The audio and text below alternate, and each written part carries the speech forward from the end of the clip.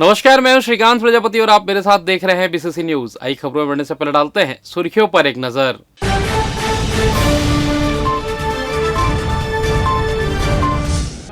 जटिल सर्जरी की उपलब्धि, सिम्स के डॉक्टरों ने रचा इतिहास। पूर्व सीएम सुप्रीम कोर्ट की शरण में, अग्रिम जमानत की आस। 10,000 नए बीजेपी सदस्यता, विधायक का हुआ सम्मान। और पीएम सम्मान निधि की 20वीं किस्त जारी, मोदी ने वाराणसी से दी सौगात। तो ये थी सुर्खियां, अब खबरें विस्तार से। छत्तीसगढ़ की बैगा जनजाति से संबंध रखने वाली 25 वर्षीय महिला में एक अत्यंत दुर्लभ प्रकार का कैंसर हर्टल सेल कार्सिनोमा पाया गया। महिला के गले में पिछले 1 वर्ष से बढ़ रही नींबू के आकार की सूजन के चलते उसे सिम्स बिलासपुर रेफर किया गया। जांच के बाद पता चला कि कैंसर थायराइड से नहीं बल्कि लार ग्रंथि से उत्पन्न हुआ है। मेडिकल कॉलेज के ईएनटी विभाग अध्यक्ष डॉक्टर आरती पांडे के मार्गदर्शन में डॉक्टर वीबी साहू, डॉक्टर श्वेता मित्तल, डॉक्टर ज्योति वर्मा और पीजी छात्रों की टीम ने 5 घंटे लंबा जटिल ऑपरेशन सफलतापूर्वक किया।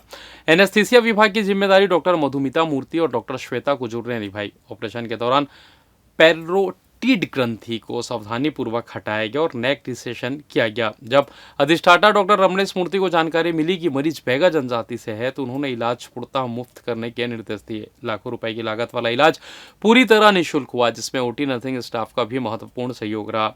रोगी की हालत अब स्थिर है और स्वास्थ्य में तेजी से सुधार हो रहा है। यह मामला सिम्स बिलासपुर की चिकित्सीय दक्षता, सामाजिक संवेदनशीलता और प्रशासनिक सहयोग का उत्कृष्ट उदाहरण है। एक पेशेंट है एतर भाई, जो कि एक बैगा पेशेंट है, जो कि पेंड्रा मरवाही क्षेत्र से आई हुई है, जो काफ़ी 1 साल से उनको गले में सूजन दाहिने साइड जो है था, जिसकी वजह से उसको चलने फिरने, खाने पीने, सोने में दिक्कत हो रही थी, जिसको किसी डॉक्टर ने फिर सिम्स भेजा।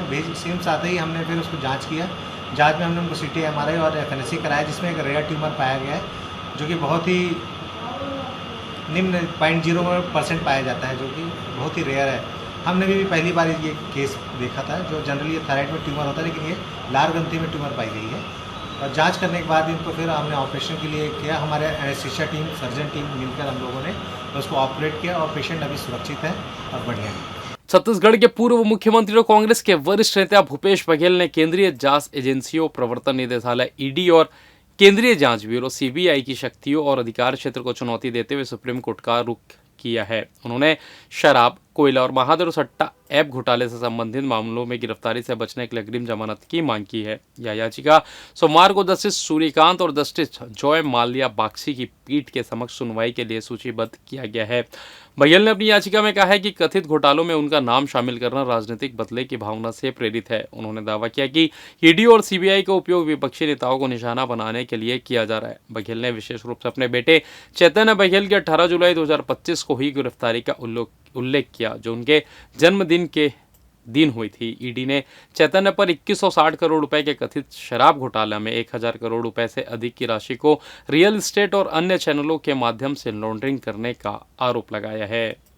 रायगढ़ को कला और संस्कृति की नगरी कहा जाता है, लेकिन उसी शहर का ऐतिहासिक रामलीला मैदान बदहाल हालात में है। मैदान में गड्ढे, मवेशी और गंदगी के चलते खिलाड़ी खेलने से भी डरते हैं। प्रशासन की अनदेखी का खामियाजा मासूम खिलाड़ियों को भुगतना पड़ रहा है। रायगढ़ का रामलीला मैदान, जो कभी सांस्कृतिक आयोजनों और खेल गतिविधियों का केंद्र हुआ करता था, आज गड्ढों में तब्दील हो चुका है।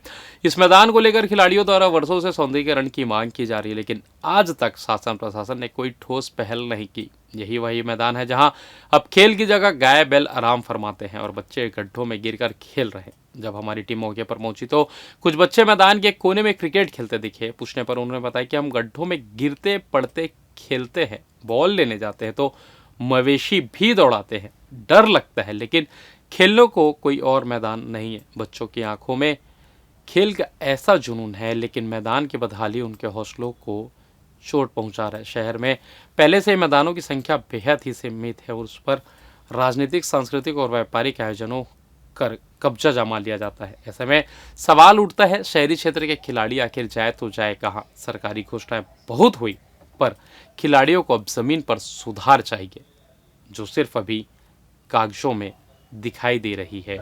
मैदान के बीच में बहुत गड्ढे हैं, इसीलिए हम लोग मैदान के बीच में खेल नहीं पाते हैं और बारिश के टाइम में गड्ढे में बहुत पानी भर जाता है। इसके कारण हमारे खिलाड़ी लोग खेलते खेलते गिर जाते हैं और यहाँ बस गाय बैल बहुत बैठे रहते हैं। इसके कारण गाय बैल कभी कभी कोई हम लोगों को दौड़ा भी देते हैं और किसी किसी को नुकसान भी कर देते हैं। मैदान को हम लोग सब चाहते हैं कि मैदान को अतिशीघ्र बनाने की कृपा करें जल्दी से। भारतीय जनता पार्टी द्वारा चलाया जा रहे राष्ट्रव्यापी सदस्यता महाअभियान में बिलासपुर नगर क्षेत्र से 10,294 नए सदस्यों को जोड़ने के उल्लेखनीय कार्य के लिए नगर विधायक अमर अग्रवाल को सदस्यता रत्न सम्मान से सम्मानित किया गया। यह सम्मान भाजपा के संगठनात्मक विस्तार में श्री अग्रवाल के नेतृत्व और उनकी कार्यकुशलता का प्रमाण है। उनके नेतृत्व में कार्यकर्ताओं की टीम ने दिन रात मेहनत कर पार्टी की विचारधारा को घर घर तक पहुंचाया और जनसंपर्क के माध्यम से आम जनमानस को भाजपा से जोड़ा। उन्होंने आगे कहा कि भाजपा का सदस्यता अभियान पार्टी को नहीं बल्कि पूरे देश को सशक्त करने की दिशा में एक महत्वपूर्ण कदम है। संगठन की जड़ें जितनी मजबूत होंगी, लोकतंत्र उतना ही मजबूत होगा। थाना सिविल लाइन अंतर्गत जराफाट में मंगला क्षेत्र में रात को असामाजिक गतिविधियों पर नियंत्रण हेतु विशेष अभियान चलाया गया। यह अभियान उन व्यक्तियों को लक्षित कर संचालित किया गया जो पूर्व में गंभीर आपराधिक गतिविधियों में संलिप्त रहे हैं एवं क्षेत्र में भय और अस्थिरता उत्पन्न करने का प्रयास कर रहे थे। पुलिस टीमों द्वारा चिन्हित स्थानों पर रात्रिकालीन गश्त एवं दबिश दी गई। कार्रवाई के दौरान 3 व्यक्तियों को सार्वजनिक स्थान पर अवैध धारदार हथियार के साथ संदिग्ध रूप से घूमते हुए पकड़ा गया, जिसमें अनिल बंजारे, सूरज कोसले, प्रफुल्ल डाहिरे को गिरफ्तार किया गया। साथ ही उनके पास से लोहे का चाकू भी बरामद किया गया और आरोपियों के खिलाफ आर्म्स एक्ट के तहत कार्रवाई कर जेल दाखिल किया गया। वहीं देर रात बेवजह घूमने वाले रामायण पटेल, नीलेश पटेल, यासिन अली के खिलाफ प्रतिबंधात्मक कार्रवाई कर जेल दाखिल कर दिया गया है। और फिलहाल वक्त तो चला छोटा सा ब्रेक का, मिलता है ब्रेक के बाद, कहीं जाइएगा नहीं।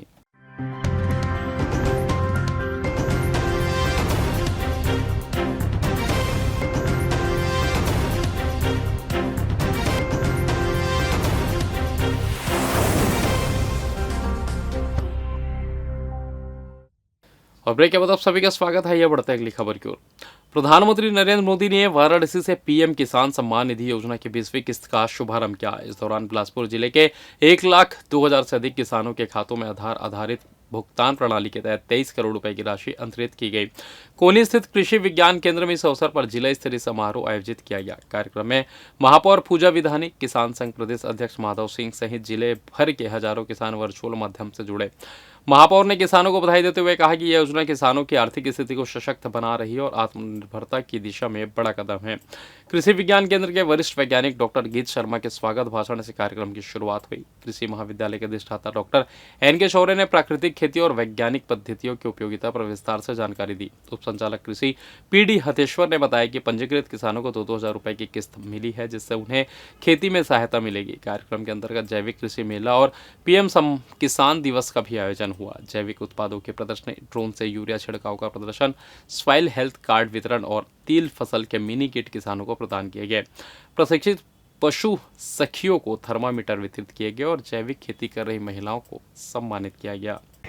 सीधे ये पैसे किसानों के खाते में पहुंचे।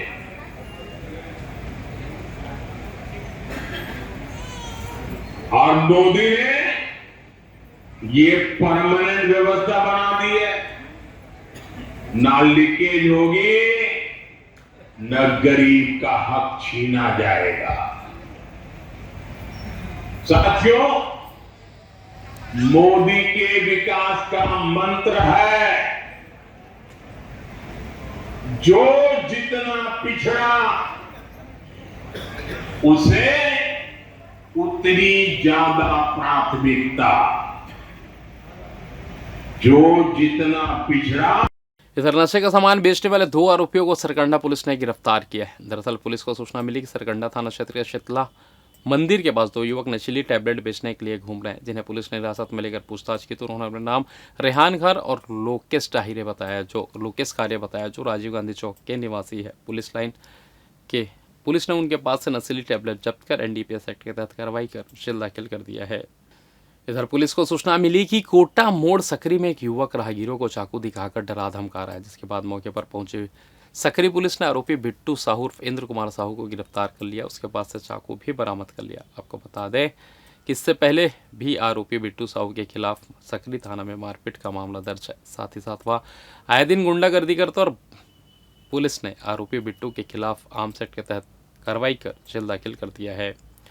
और फिलहाल इस बुलेटिन में बस इतना ही। मुझे दीजिए इजाज़त, फिर होगी आपसे मुलाकात। तब तक देखते रहिए BCC न्यूज़। नमस्कार।